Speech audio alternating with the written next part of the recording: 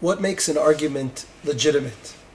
The Mishnah in Pirkei Avot asks this very question when it says, Kol machloket shi l'shem shamayim sofa litkayem, v'she'en l'shem shamayim ein sofa litkayem. An argument that is for the sake of heaven will endure, but one that is not for the sake of heaven will not endure.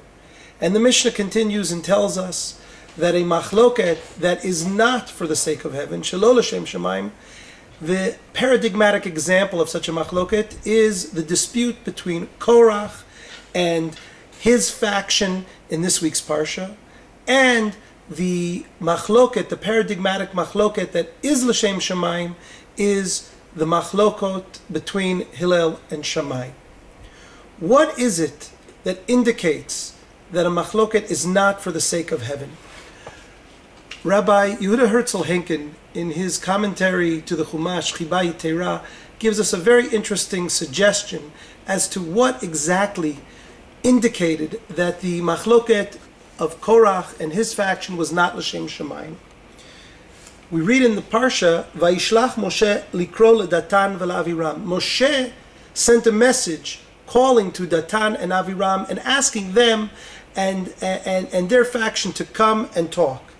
And what was their answer? Vayomru lo na'aleh. We will not come up and meet with you. And then, after engaging in a diatribe, they emphasize once again at the end, lo na'aleh. We will not come up and meet with you. Says Rav Henkin, this indicates that their machloket was not l'shem shamayim. They weren't willing to hear the other side, to engage in dialogue. And if this is indeed what makes the machloket of Korach not one that was l'shem shamayim, we can easily see why the machloket of Hillel and Shammai is l'shem shamayim. There's a fascinating Mishnah in Masechet Eduyot where the Mishnah enumerates those cases where Hillel, Beit Hillel, retracted on their previous position and admitted to Beit Shammai that they were correct. And the Mishnah gives us the back and forth, the interaction, the dialogue and the discourse that took place between Beit Hillel and Beit Shammai.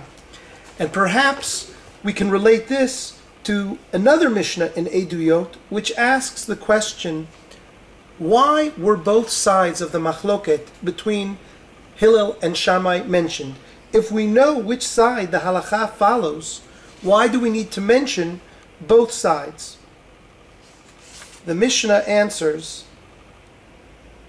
Shelo yeh adam omed al dvarav, that a person shouldn't stubbornly stand by their position, Sharei avot ha'olam lo amdu al divreihem, because the very grandfathers of our tradition, Hillel and Shammai, they did not stand on their positions, but were willing to listen and hear what the other side had to say.